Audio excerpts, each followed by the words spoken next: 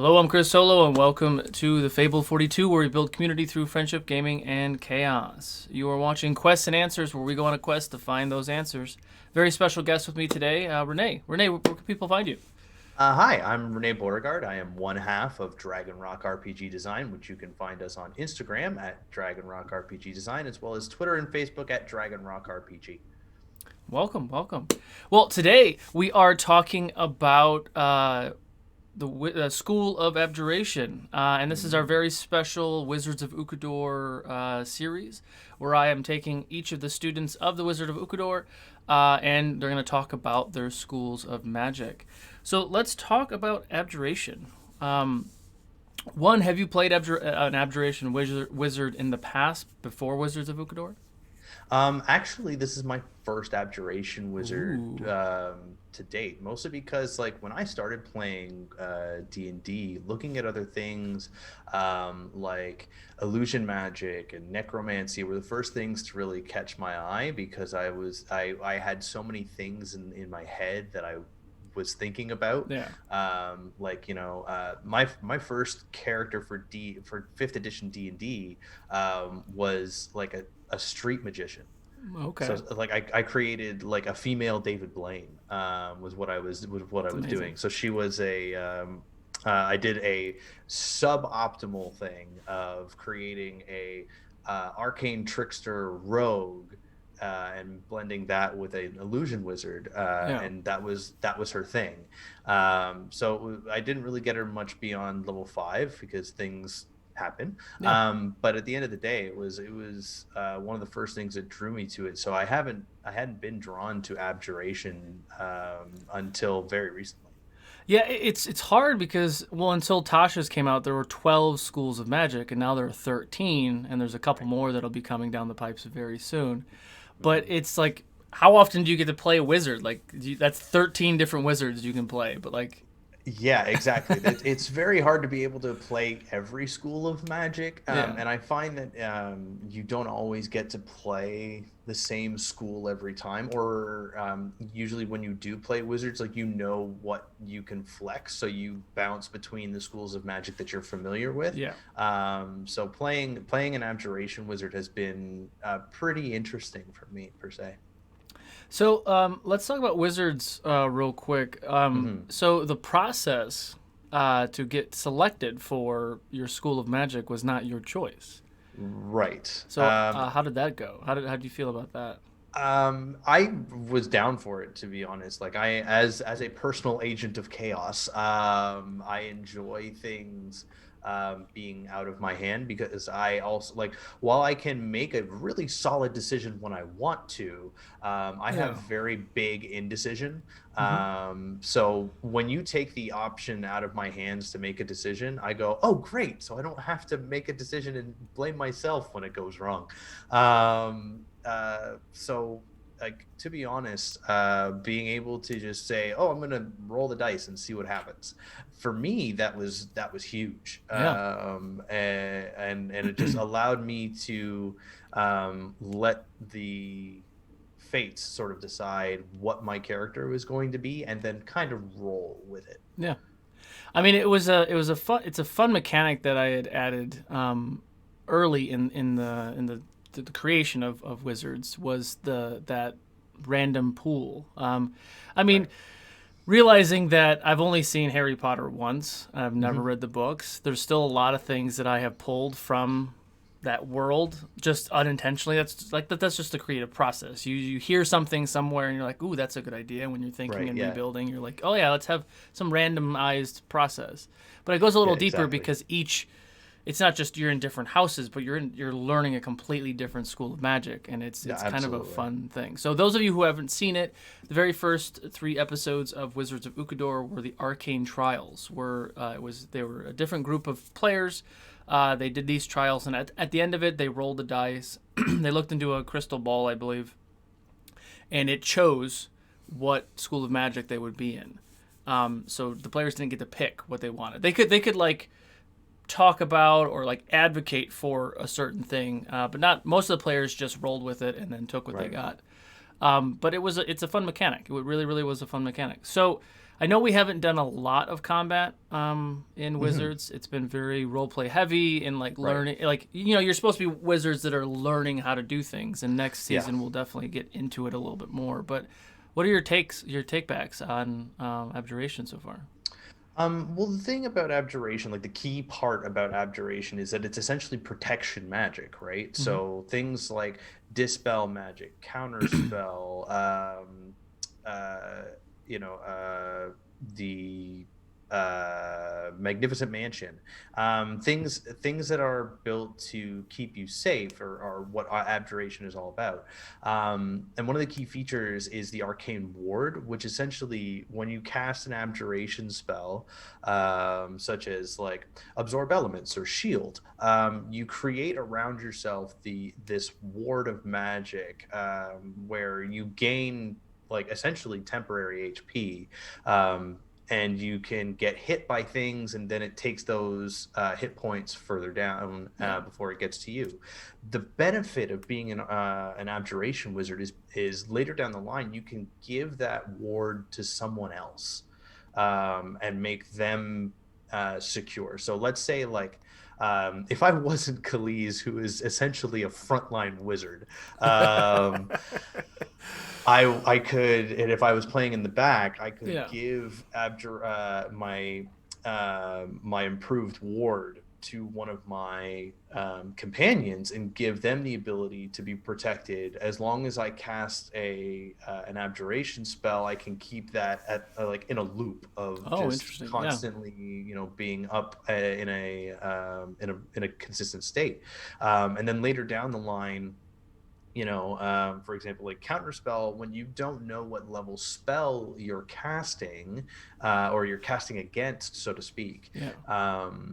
it's 10 plus the level of the spell, and you roll including your ability score modifier, which for wizards is intelligence.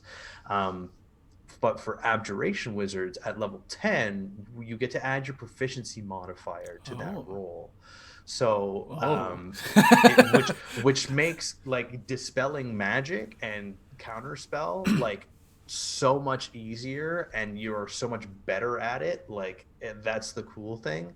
But the key is the 14th level feature for abjuration wizards, which is I am resistant to your spells. Wow. Period.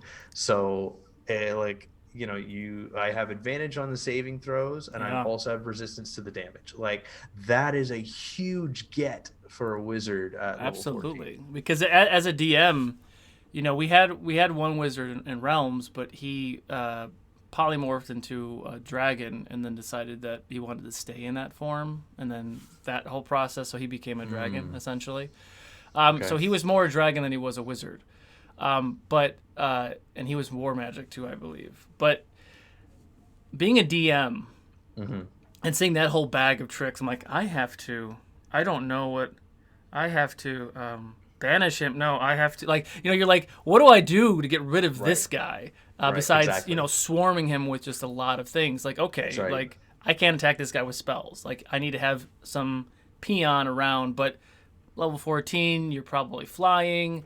Yeah. Maybe you're invisible. Like, there's just a lot of things to contend with. So much. Which is exciting, especially for this school, because you guys are all level 8. Yeah. I did accelerate it a little bit, and I dialed it back a little bit when we decided to extend the seasons and all that. Right. And I haven't thought about the leveling in season 3 yet. Sure. But I'm very excited to see like how you all take it, because I've created a couple different games, because again, it's a college. You're not supposed to run around killing each other, and there might be Right. some duel stuff later. Sure. But it's all fun and games until someone gets disintegrated, and then you're like, oh shit, like what just happened? Oops, chorus, damn it, That's right. But yeah, so I'm hoping that you guys get to really like utilize your full spell list in a Right. different way. So like, I can't remember what the game is for Harry Potter, but they're just flying around on brooms and they catch a ball. Quidditch. Yeah, they don't do any. You don't. I don't think they do any spells. It's just you're flying around on a broom. No, and Yeah. actually, spellcasting while playing Quidditch is forbidden, as well as casting on the teams while you're in the stands is forbidden. And if you're caught, you're forever banned from Quidditch. And I've read Harry Potter many times. That's amazing. So the games I have in place allow you. You can't disintegrate someone, obviously. Right, And right. there's like a, I can't remember what I called it. It's like the whole arena has like a health ward, so you can't die Oh, okay. You can't die. accidentally if someone like Right. freaks out and fireballs everybody. Like, oh my god, guys! Like I kind of hesitate to put any caps on things, right? So like if Right. Kai's like "fuck you" and then does a fireball and like drops a bunch of people, there's cause and effect now. So now she, does she go into like a detention because she fireballed everybody, or what I mean? Like, so there's story beats I think follow instead of me just Right. restricting everything. You have to stay in, like, we'll try to learn from our mythical melee fiasco. Like, you have to be on the field, Yes. to do the things. Yes. But it is a sport of sense, and I don't want to give too much of it away, but it's gonna be, you're gonna be able to do all the things. So like, Okay. especially you with this counterspell stuff, like, not all the wizards took counterspell. I don't know why. It's okay. That's the thing. Not everybody needs counterspell. Like the thing with counterspell and dispel magic is that it's very specific usage. Sure. And I know that a lot of people aren't drawn to taking that spell because they want to take other things like Fireball and Lightning Bolt, which are in the same level as Counterspell. And Yeah. you kind of, being a wizard, when you level up, you get a limited amount of spells that you That's can fair. learn. Yeah. And unless you're picking up scrolls or other tomes, and then like taking the time to like put it in your spell book and actually learn it, like it does take time. So I'm not mad at everybody for not taking counterspell. It just makes me feel better for being an abjuration wizard who has counterspell. Yes, and it's funny, and and maybe all the wizards will do the homework and actually watch these episodes, because in the beginning, I can't remember who it was, but like they were in the library, they were looking for a spell. I think it was Eddie, and he looked for a spell. I'm like, yeah, you can find that spell, and he took the time to add it to his spell book.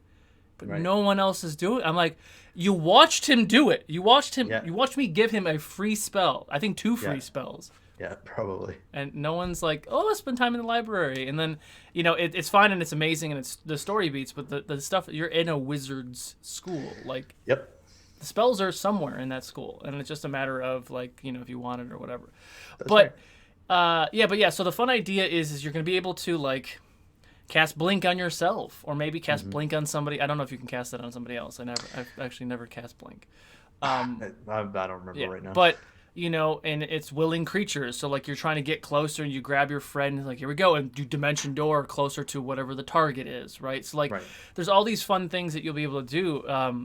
Force cage, which works temporarily, right? Force cage is very far down the line. Yeah. But I mean, just like, so there's so many fun things.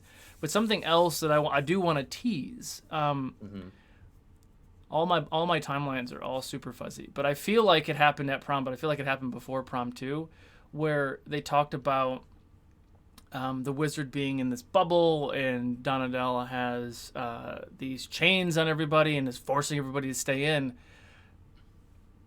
If things go in the direction that we possibly think it will go, it may open up those things where you guys might go on like little mini quests, or like outside of the school tasks where you actually be in the world and might bump into trolls or something like that. So like the opportunity for like mini parties and mini, like, essentially like internal one shots of this story campaign might be a thing.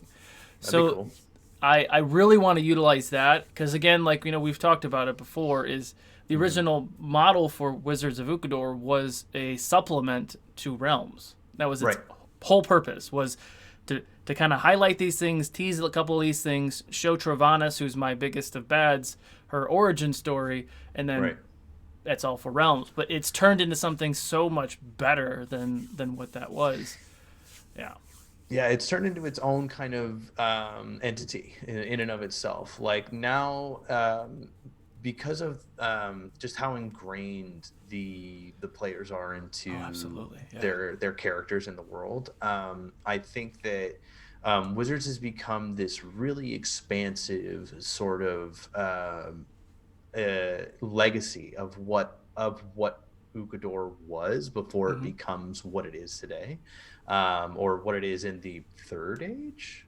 Question mark. Yeah, Realms is in the Third Age. Yes. I remember things sometimes. No, it's a lot, especially when you have your own worlds in your head. Yeah. Oh God, I have three in my own head, Chris, let alone yours. But yeah, no.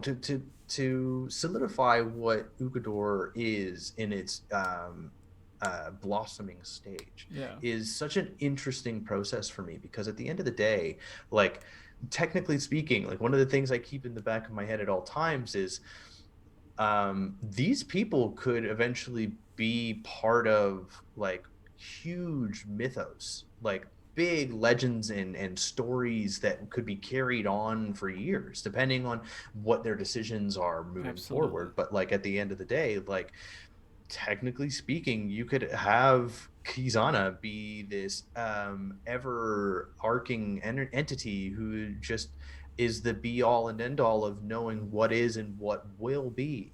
Like, Yeah. that could be the thing. It could be that Olo becomes this, like, the Wizard of the Dark, and is always out for helping somebody receive the vengeance they so rightfully deserve. Like, Absolutely. there is so much possibility with this tiny little microcosm of a show Mm-hmm. that is boomed into something else. Yeah, and I don't know if you were you around for Origins of Ukodor? I was not. Yeah, so Origins was kind of that similar premise. It takes place in the Second Age. It was supposed to be the origin story of the different regions, but then also these players. So it was 35 PCs and 5 simultaneous campaigns. So like each main player in the main party had its own party of 6 people, and they all eventually met and whatever. And it kind of gave that weight, but it was overcomplicated, and that was dumb. Right. It was fun and it worked. I don't know how, but it worked. But I don't know if I'd ever do it again. But this, like you said, and I don't know if you remember or not, but in my world, if a wizard hits level 20, they become immortal. Yes, yeah, I remember that. So they because I know other people can try to become gods. So you're not necessarily a god, but you do leave, because this is the age of mortals, right? So like after the surge and the gods were like, all right, let's chill out. This is the age of mortals, and the wizards are supposed to be the top of that tier of like the the guardians or what have you of the realm. Right. So any of you who make it to level 20, who we might do that in season 4 or 5 or 6 or whatever, you guys get there and then you take your duty station and you go somewhere else, right? Similar to like what The Witcher is, where you get kind of pinged and you go somewhere else and you're maybe part of that council, but then you're canon. Like you said, like then you're canon. That's like it. Hemian, with all the crazy stuff that he's doing, is going to do whatever. Thegan. I'm very excited for the prom thing. You're right. Yes, because there's a lot of stuff that a lot of people don't know. There's a lot of stuff that people don't know, and I loved how I just had that freedom. I'm like, wait, no one's going to see this until after the season's over. I can actually spill some beans right now and put these things in some of the players' heads, and they're like, oh my god, this, or maybe they're not even paying attention. And then at the end of the 3-part finale, they're gonna be like, oh my god, I saw it was right in front of my face and I just ignored it. But then the Q&A afterward, like it's gonna be intense. It's gonna be intense. I'm February 21st cannot come fast enough, in my personal opinion. I'm very much looking forward to sitting and watching that 6-hour event. I mean, it's going to be like, I'm literally planning around February 21st being like just a full day of sitting and watching, and then like my brain breaking many times. It's really what I've edited so far. It's really good. But to rein it back into the Abjuration school specifically, what are some of your favorite parts so far? I know you've talked a little bit about some of the things that you get down the line, but is there anything else that you're really looking forward to, or that you're really excited about with being an Abjuration wizard in the next season that we've kind of talked about?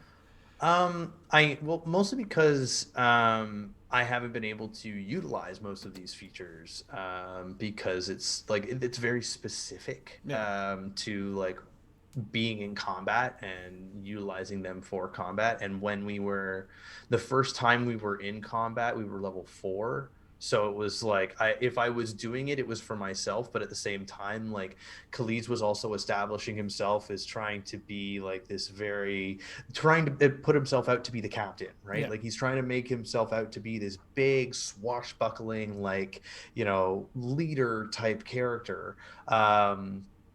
And so there wasn't space to use my features as much as I would have liked to. So moving forward, when we're doing stuff like stuff that kind of feels like or is combat, being able to use them and flex them in a way that feels so valuable, because those features are incredibly valuable for both myself and the party at large. That's one of the things that I'm most heavily looking forward to, is being able to use the features, but also to further explore abjuration spells in higher levels. Now I know what the core crux of abjuration spells is from like level 1 to 3. I know that absorb elements and shield and dispel magic and counter spell and the magnificent mansion and Liamon's tiny hut and things like that. They're very important, and they're crucial to most wizards. But other people, it could just be, I need to have all of these damage spells. I need to be able to throw the kitchen sink at my opponent. But I think for Kaliz and for myself, it's being able to see the bigger picture. Yeah. And adapt in the moment to being able to have the right answer at the right time. I like it. Well, that does wrap us up for the time we have allotted for today. So Rene, where can everybody find you? Hi, again, I'm Rene Beauregard. You can find me at Dragon Rock RPG Design on Instagram, as well as Dragon Rock RPG on Facebook and Twitter. So hit us up and come check us out. Thank you very much for joining me today. Thank you for being part of this crazy campaign and all the things included. Once again, I am DM Chris Solo. You can find me at DM Chris Solo on all social medias. This was Quests and Answers. We did talk about the School of Abjuration and its connection to Wizards of Ukodor. If you liked what you watched, go ahead and hit that subscribe button, and we will see you guys later. Bye.